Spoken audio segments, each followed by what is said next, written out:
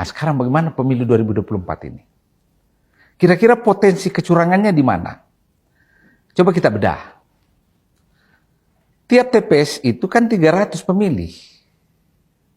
Tiap TPS ya. Jumlah TPS pada 2024 ini nanti ini adalah 840.000.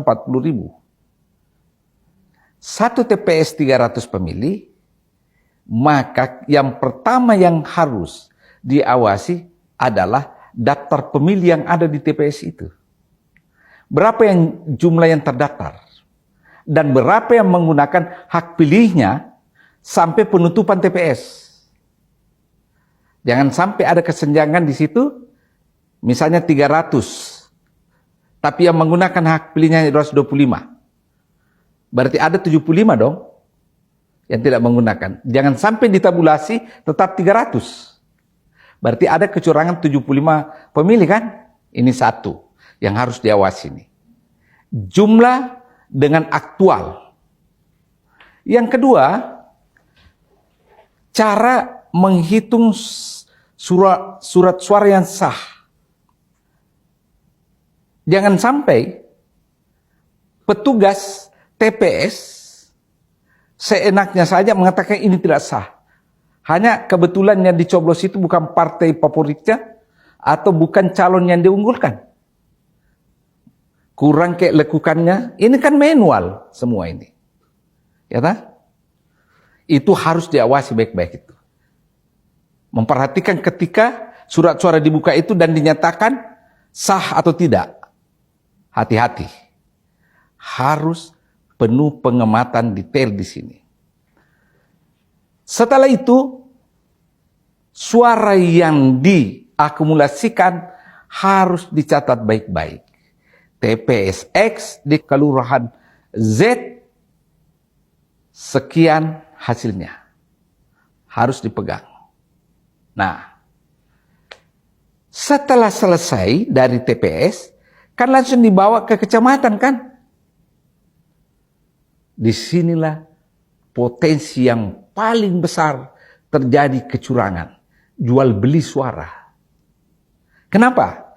TPS kan 300 orang yang memilih.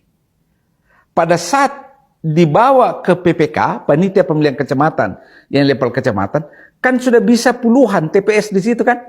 Atau katakanlah 100 TPS. Ya kan?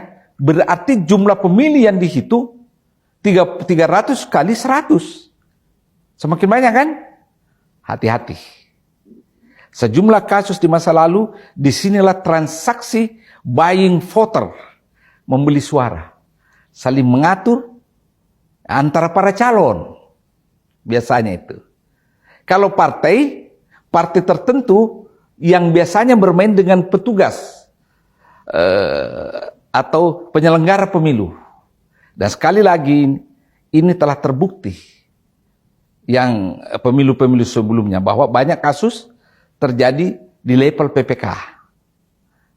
Setelah PPK kan naik lagi kan ke kabupaten kota untuk menentukan siapa yang terpilih anggota DPRD kabupaten kota. Berarti semakin banyak lagi kan suara di situ dan seterusnya sampai provinsi, kemudian provinsi ke nasional.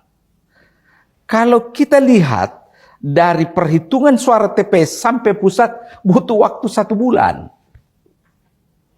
Potensi kecurangan dalam 1 bulan ini, jangankan 1 bulan, 5 menit atau 1 menit itu kecurangan bisa terjadi. Karena ini hanya masalah menggeser, mengubah angka kan?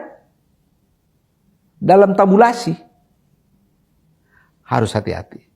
Ada 1 bulan masa untuk memfinalkan perhitungan secara nasional. Dan itu bisa saja terjadi. Kecurangan itu. Kedua, yang kita khawatirkan ini serangan fajar. Pada hari pencoblosan. Tiba-tiba partai tertentu atau calon tertentu menyebar uang kan pada saat pemilih menuju TPS. Wah, ini luar biasa ini. Potensi kecurangan pemilu terjadi di sini. Karena misalnya kalau saya calon anggota DPRD, saya ingin menang di kabupaten kan? Kan dia cukup hitung daerah pemilihannya. Daerah pemilihannya misalnya 3 kecamatan di antara 7 kecamatan di kabupaten itu. Dia cukup berada di 3 kecamatan itu kan, memobilisasi orang dengan uang. Dan dia tunggu the last minute. Karena kalau sebelum-sebelumnya itu kan calon lain mungkin juga lakukan kan? Berlaku ada penawaran dan permintaan. Dia tunggu the last minute. Pada saat orang menuju TPS. Ini yang harus diawasi betul. Karena kalau di TPS-nya kemungkinan transaksi itu kurang. Sebab ada pengawas pemilu di situ. Kemudian ada pengawas dari lawannya. Tapi kalau dari rumah menuju TPS itu kan tidak ada pengawasnya. Siapa bisa awasi? Ini yang harus kita semua prihatini. Berikutnya, gerakan memobilisasi aparat desa. Karena yang paling ditakuti masyarakat desa itu kan kepala desa, kepala dusun, ya, aparat lah. Jangan sama sekali terjadi mobilisasi massa atas titah para kepala desa atau para pejabat yang ada di level desa untuk menjoblos orang tertentu ataukah mengalahkan orang tertentu atau partai tertentu. Ini juga masalah yang sangat kritis untuk kita prihatini semua. Karena semuanya bisa terjadi.